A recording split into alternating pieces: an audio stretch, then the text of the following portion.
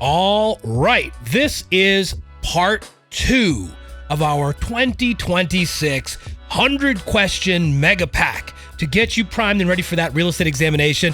Man, I'm excited for this one. We're going to go through, without further ado, 25 more questions. The way we're doing this is we're starting up on number 26, and we're working our way through. If you're looking for 1 through 25, that was in part 1. See you soon. Good luck with your studies. Question number 26. A home sells for $400,000. The seller pays 5% commission, or $20,000, $5,000 closing costs, and owes $170,000. What are the net proceeds? Letter A, $205,000. Letter B, $210,000. Letter C, $225,000. And the answer? Letter A, $205,000. So what we have to do here is we are looking for, when you see a question that says, what are the net proceeds? That means, what does the seller walk with? Or what does what the seller walks with in terms of leftover after expenses? So the home sold for $400,000, and then the seller has to pay the commission to the real estate professionals, hopefully you guys in the future, and they're paying a 5% commission. The question just gives it to you. It's $20,000. You don't have to calculate it. Now, sometimes they will ask you they'll say they pay 5%, and they want you to calculate the 5% of $400,000, which is $20,000. So they might play that game with you. Just make sure that that's, you have that. They gave it to you in this question. You add that to the $5,000 of closing costs, what the seller has to pay, so $25,000 so far, and owes $170,000 to, let's say, the mortgage. Nothing was more clarified there, so let's assume to whomever that $170,000 has to go to. That's typically what you see there. Okay, so the $170,000 plus the $20,000 is $190,000. $190,000 plus $5,000 in closing costs is $195,000.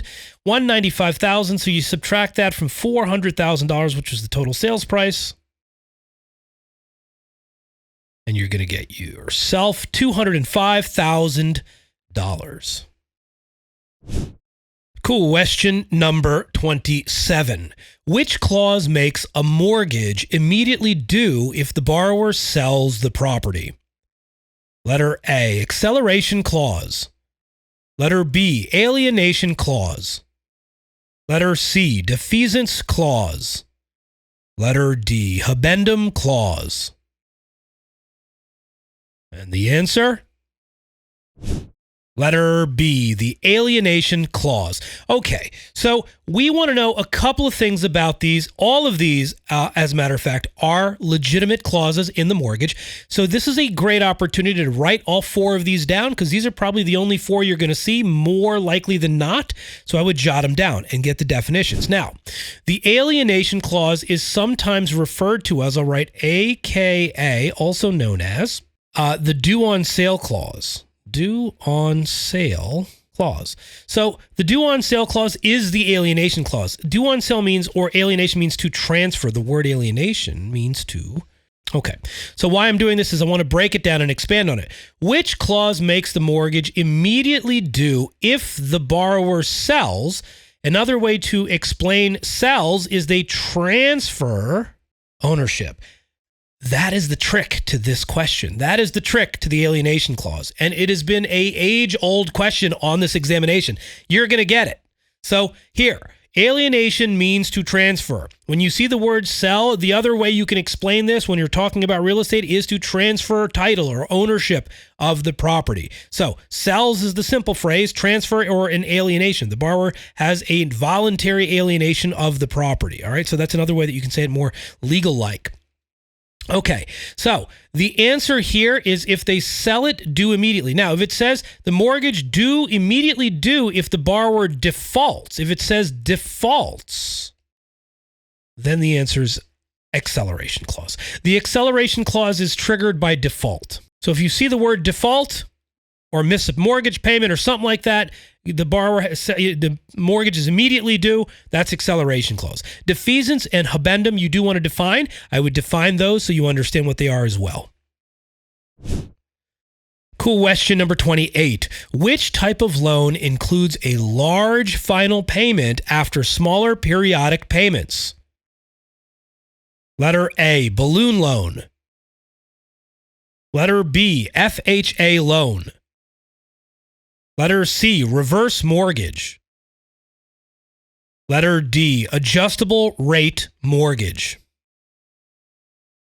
And the answer? Letter A, balloon loan. So the big telltale here is a large final payment. Look out for that. And many times it's small periodic payments that are in the beginning. So balloon is something that is going to balloon out. It is a type of non-traditional loan product. It is considered many times potentially predatory or high risk loan. Right? I say potentially predatory. They originate all the time, but you just not to the wrong party. That's really the trick. All right. So balloon loan, you want to know a little bit about the FHA. You want to know a little bit about the reverse mortgage and a little bit about adjustable rate mortgages as well. Question number 29. Which contract is unenforceable due to illegality? Letter A, void contract. Letter B, voidable contract. Letter C, contract lacking consideration. Letter D, contract for a legal purpose. And the answer? Letter A, void contract. So contracts are the biggest piece of the exam by far. Look at your outlines. You'll see them across the United States. Contracts basically occupies the majority of the space, right? You're going to look at maybe 15, 18, 20% of the examination, and they split that up between the state exam and the national exam, right? So you want to know a lot about contracts, and you have to get pretty granular here. You need to know things like, well, when a contract is unenforceable, means that the courts cannot force it. They're not talking about the enforceability between the parties. So unenforceable or enforceable, they are talking by court. So you want to remember that.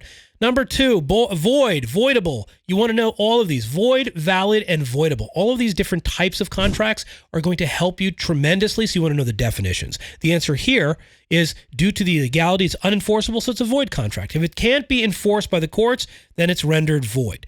If it is enforceable, but for some legal reason, one or both of the parties can back out of it, like if a minor enters into a contract, that's the classic one, then that's a voidable contract. If a contract is lacking consideration, there are 5 essential elements to a contract. Consideration is one of them. Study the 5 elements of a contract. But you want to know that if a contract is lacking consideration, then it is basically a void contract.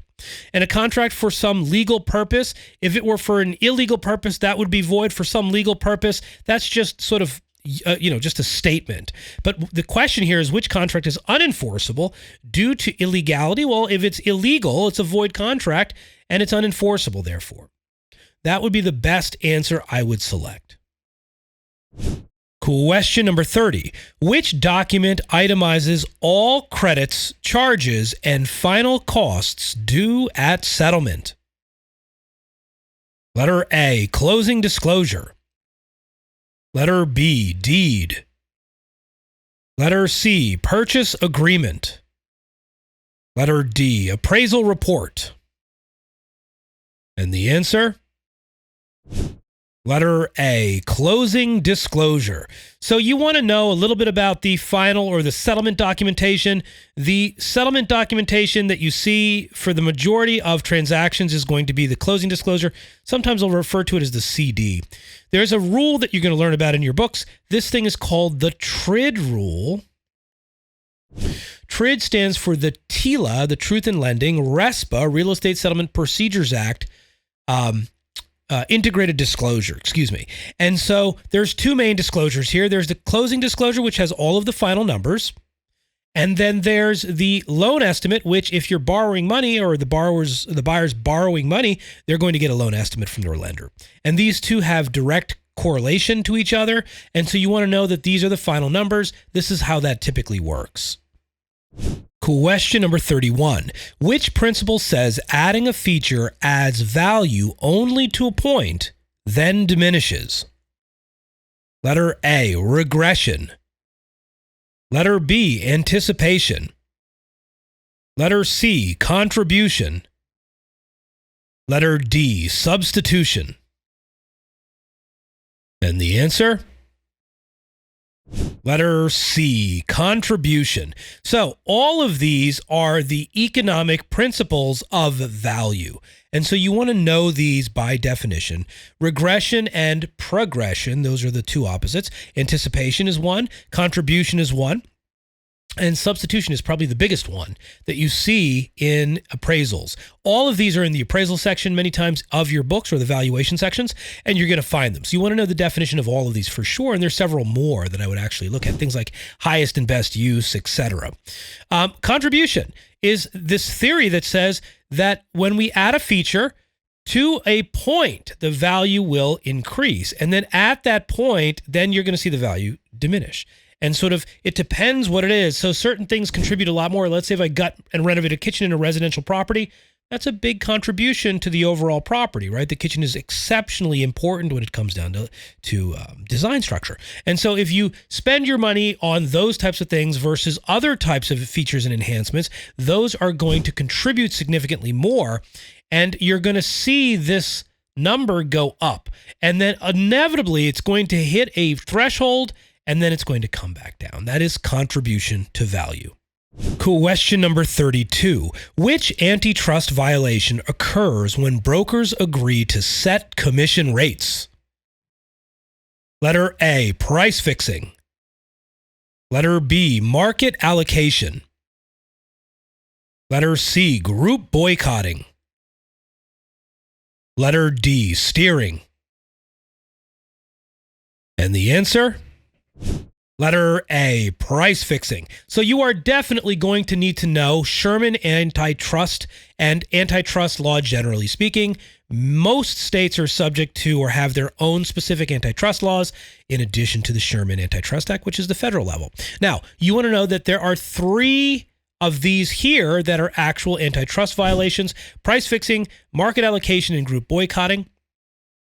And sort of those, steering is that illegal discriminatory practice. And so that's nothing to do with antitrust. That is discrimination. But a lot of students will see that and go, hey, I remember that phrase from the course, and maybe pick it, right? So you want to know antitrust isn't very, very present on this examination. You might see a couple of antitrust questions, maybe 1 or 2. And so you just want to understand the basics. However, this is a violation of price fixing, is when brokers agree to set their commission rates. Commission rates are set by the market and whatever the buyers and sellers are willing to pay for the services that are being rendered by the brokerage community. And all of the brokers couldn't get together and agree on one specific price. So certain areas have certain normal pricing, but everybody is looking to the market, and that's where pricing is determined. Question number 33. Which is a federally required disclosure for residential sales? Letter A, lead-based paint in homes built before 1978. Letter B, mold presence. Letter C, radon levels. Letter D, asbestos insulation. And the answer? Letter A, lead-based paint in homes built before 1978. So just what you're seeing, what I'm seeing across the United States, is you're seeing a lower amount of lead-based paint questions. However, they do cover it in materials across the United States, and I've seen, basically all of them. And so you want to know a little bit about that, like the lead-based paint disclosure in homes prior to 1978 or homes built before 1978 is still a thing. You want to definitely make sure you know that and familiarize yourself with a little bit of lead paint. Certain states may have more lead paint presence on their state portions of the examination, and I would just go through it. You want to know about things like, who's responsible for removing the lead, within how much time does a buyer have to remove lead, if they take ownership of a property, like, for example, in this state, They have to do it within 90 days. So there could be something more specific that you want to study for lead when it comes down to the state-specific situations, but you want to know that there's a lead-based paint disclosure, and that's typically the one that is federally required across the United States. Question number 34. If a tenant must leave due to landlord neglect, this is letter A, constructive eviction. Letter B, dedication. Letter C, alienation. Letter D, escheat. And the answer? Letter A, constructive eviction. So constructive eviction, it occurs, in essence, the landlord makes a mistake, they're negligent. For example, they don't allow for heat in the property in the winter months, and the tenant, it can't live there, and they're forced to abandon the property. The tenant has been constructively evicted. So constructive eviction is a tenant remedy.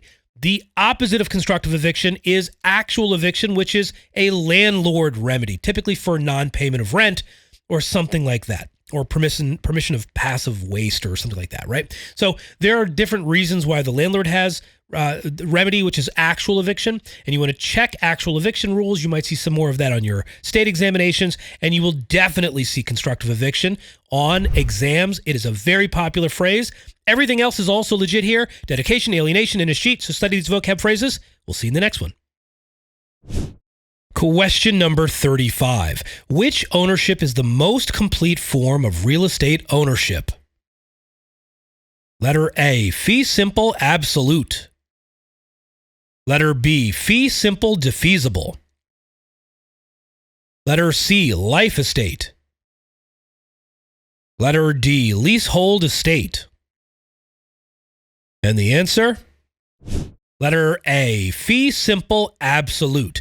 So you want to study, these are all under interests in real property. So there are various interests, the freehold estates, then there's leasehold estates, then there's encumbrances, and then there's those subcategories. So with like freehold estates, there's fee simple absolute, there's fee simple defeasible, fee simple determinable, fee simple on a condition subsequent, life estates, and then you get to leasehold estates. And you have like 4 different types of leasehold estates. So you want to study these for sure, look through all of these and understand the definition. But the highest form of ownership, the most complete form of real estate ownership in the United States is fee simple absolute. And so where do you see this? You will see this language in the deed when the property is purchased. So this is language that enters into the deed. The deed is a nexus point, by the way, of tons of real estate concepts, all of which you're studying to take the exam. So definitely focus and check out the deed and look for these phrases like fee simple absolute. Question number 36. Which government right allows seizure of land for public use with compensation? Letter A, eminent domain. Letter B, escheat. Letter C, dedication. Letter D, police power. And the answer? Letter A, eminent domain. Eminent domain is on every real estate exam in the United States. We add it to so many question banks. Oh my gosh. Eminent domain and condemnation, by the way. And so you definitely want to know it. This is just one of the many different types of definitions that you see for it. Again, telltale signs here. Government right allows for seizure of land for public use, big phrase there, and compensation. And so those are the framework pieces of the definition of eminent domain. You want to know this. Escheat, dedication, and police power are all legitimate things as well. So you might want to look at these words and reverse engineer the definitions to make sure that you have them. Question number 37. Which type of agency is limited to one specific task or transaction? Letter A, special agency. Letter B, general agency. Letter C, universal agency. Letter D, dual agency. And the answer? Letter A, special agency. So the two types of agency where they compare and contrast is special agency to general agency. And you want to know the difference between the two of those. So a special agent, an example would be a broker. A broker has a very specific role that they play, and they empower their salespersons who are general agents of their brokers. So you want to get that sorted. A universal agent you will see many times under power of attorney. And so they have broad-based authority to do various tasks. And dual agency is a thing inside of the world of agency and brokerage. Things like single agency, dual agency, designated agency, facilitator, all of those things are non-agency, are in that category. So these are all legitimate things that you see on exams and vocab phrases that are real. That's one of the benefits of some of these questions, that you're finding that there's lots of vocab phrases here, so you definitely want to know them. And you want to know what type of agency is limited to only one specific task. And one specific task is special agency. An example would be brokerage.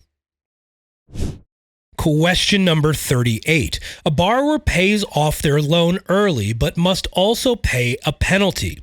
This is called, letter A, subordination clause. Letter B, defeasance clause. Letter C, prepayment penalty. Letter D, escrow requirement. And the answer? Letter C, prepayment penalty. So, subordination clause is a legitimate thing, defeasance clause is a legitimate thing, and escrow requirement is a thing. And prepayment penalties are definitely on there. Prepayment penalties is the answer for this. This is where if a borrower pays off their loan early, but also must pay some sort of penalty for the early repayment, that's pretty textbook for prepayment penalty. This you're going to find in the mortgage finance section of your textbook. You want to also know the definition of subordination clause. You will see subordination sometimes in the finance sections as well, under first and second mortgages or second liens. And the defeasance clause is once I've paid off the loan completely, then the lender must release the lien on my property. And that's what defeasance clause means. All things that are legitimate on the exam. Prepayment penalty is fairly textbook here. Question number 39. Which contract type allows both parties to exchange promises of performance? Letter A, bilateral contract. Letter B, unilateral contract. Letter C, voidable contract. Letter D, option contract. And the answer? Letter A, bilateral contract. So you want to know the difference between a bilateral contract and a unilateral contract. They're definitely there. Voidable contract is something legitimate. And an option contract, you want to know the definition of an option contract, but that one is only one party is promising to do something versus both. So bilateral contract is a minimum of two promises. So here, it's instead of saying two, it says both parties to exchange promises of performance. And so that would be a bilateral contract. A lease, a purchase and sales agreement. These are types or examples of bilateral contract. Two promises exchanged. And unilateral contract simply means one. An option contract, by the way, is a type of unilateral contract. And a voidable contract is a contract that on its face appears to be valid, but for some reason, either one or both parties can disaffirm that contract, rendering it no longer enforceable. So you want to know the contract section for sure, and you want to know the difference between bilateral and unilateral contract, and know that a unilateral contract, an example would be an option contract. Question number 40. What is the net operating income, NOI, for a property with $100,000 rent, $50,000 operating expenses, and $10,000 monthly mortgage? Letter A, $50,000. Letter B, $40,000. Letter C, $100,000. Letter D, $60,000. And the answer? Letter A, $50,000. So for questions like this, the biggest trick when it comes to figuring out the income approach, you'll find this again in the appraisal sections or valuation sections in your study materials, wherever you're studying this. And so what you want to remember is when we are trying to figure out the net operating income, or NOI, for an investment property, and in this example, it's generating $100,000, $50,000 are the operating expenses. They haven't broken them down, but you need to learn what are operating expenses, and you also need to learn why the mortgage is not included. So the mortgage payment is considered debt service.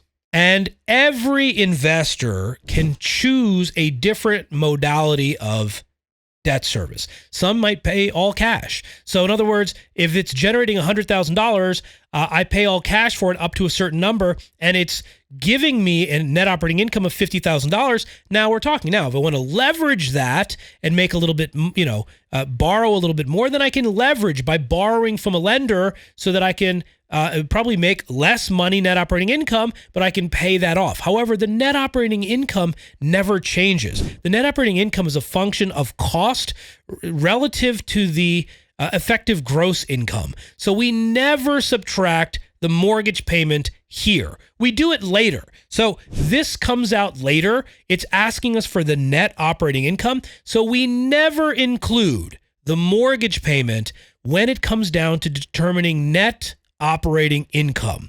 We can subtract it out later, but the basic analysis that most 101 students are going to experience on this exam is they'll throw the mortgage payment in here. It is to be specifically excluded. Do not include it. So suffice it to say, the number one wrong answer here is $40,000, but the correct answer is $50,000. Refer back to your valuation sections on income analysis, and you will see what I am talking about. This is the number one trick on that particular cluster of questions. Question number 41. Which fiduciary duty requires agents to follow all lawful instructions from a client? Letter A, loyalty. Letter B, obedience. Letter C, confidentiality. Letter D, disclosure. And the answer?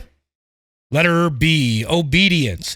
So these are the fiduciary duties, and this is all going to be in the world of agency and agency relationships. So you want to study this. This is definitely on there. Sometimes you'll learn it as old car. Sometimes you'll learn it as cold AC. At the end of the day, it's care, obedience, loyalty, disclosure, accounting or accountability, and confidentiality. And you want to remember these and the definitions of each of them. And so obedience requires an agent to follow all lawful instructions from a client. And sometimes on these types of questions, they might give you like, the client wants you to do something that is illegal. And then the answer is you do not have to follow that obediently. So there are various ways that they can bring a question like this, but these are the classic standard ones that you typically see, and you want to know these. Question number 42. Which federally protected class was added in 1988? Letter A, familial status. Letter B, race. Letter C, national origin. Letter D, religion. And the answer? Letter A, familial status. So we definitely want to know the protected classes. You have to memorize them. Every state may have the same 7 protected classes for the Fair Housing Act or substantially more comprehensive laws protecting its citizenry.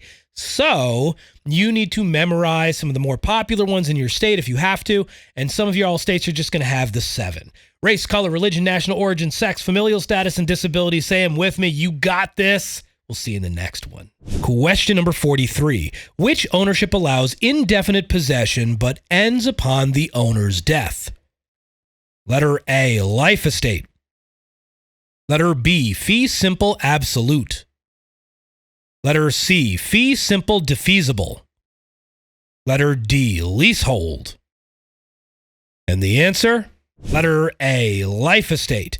And so these are things we need to know. There are conventional life estates, and there are ordinary life estates and conventional life estates. There's a per ultra V life estate for the life of another, and you want to know remainder and reversion. You want to remember those phrases. And the idea here is the ownership allows indefinite possession, but ends upon the owner's death.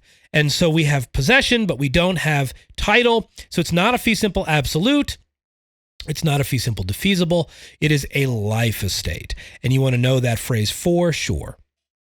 Question number 44. Which type of property defect must always be disclosed? Letter A, material defect. Letter B, cosmetic damage.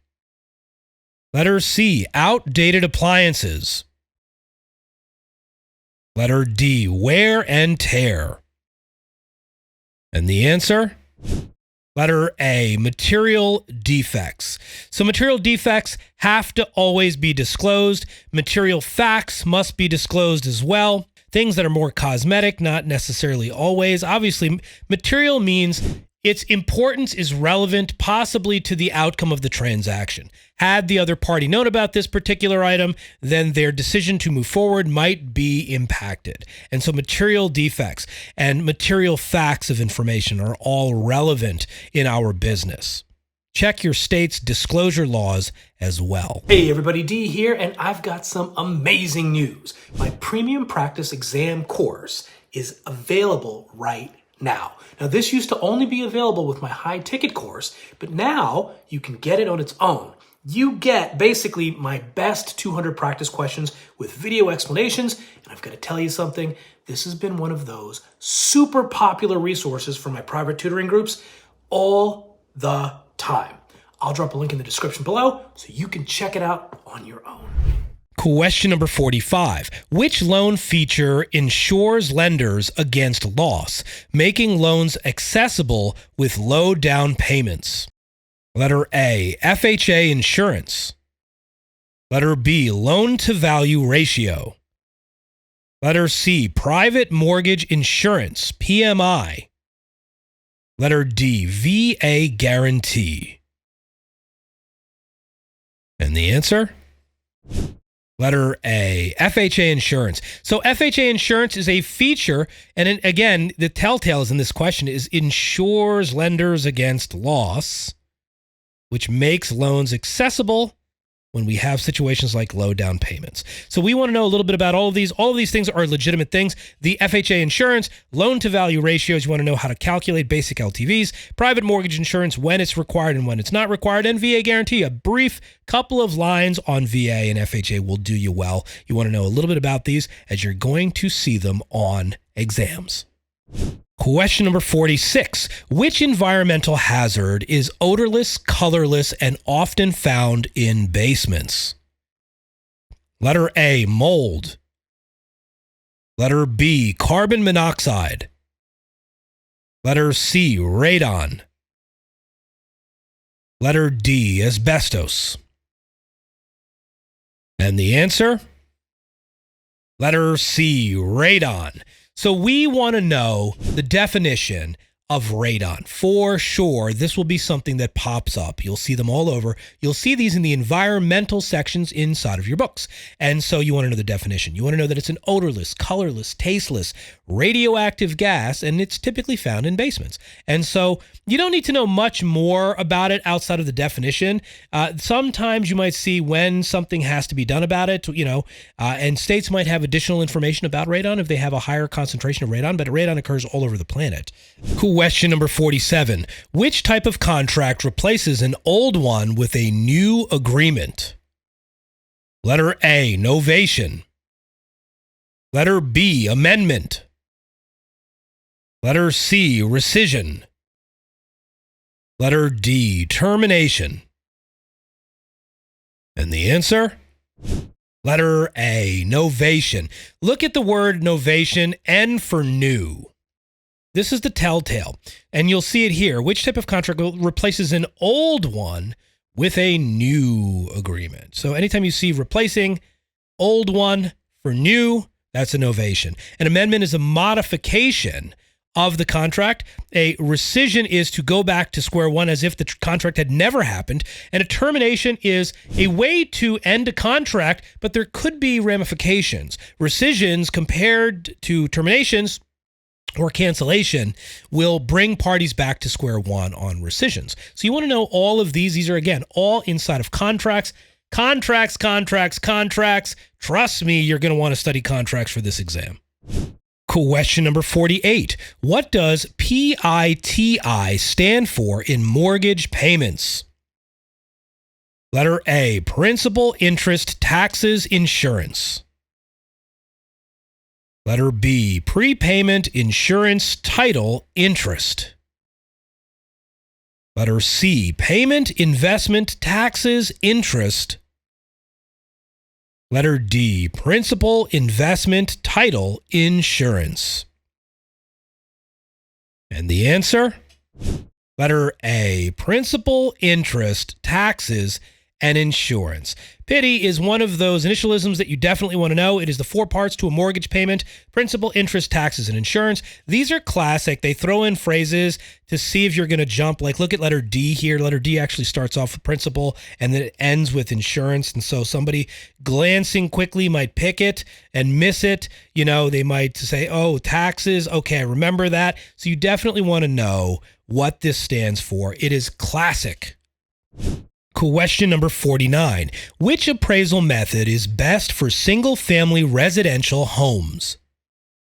Letter A, sales comparison approach. Letter B, gross rent multiplier. Letter C, cost approach. Letter D, income approach. And the answer? Letter A, sales comparison approach. The sales comparison approach is also referred to as the market data approach. So you want to know that for the exam. Sometimes they'll call it the market data approach. Sometimes they'll call it the sales comparison approach. It is the best for single family residential homes. And all of these are legitimate things. Sales comparison approach, also known as market data.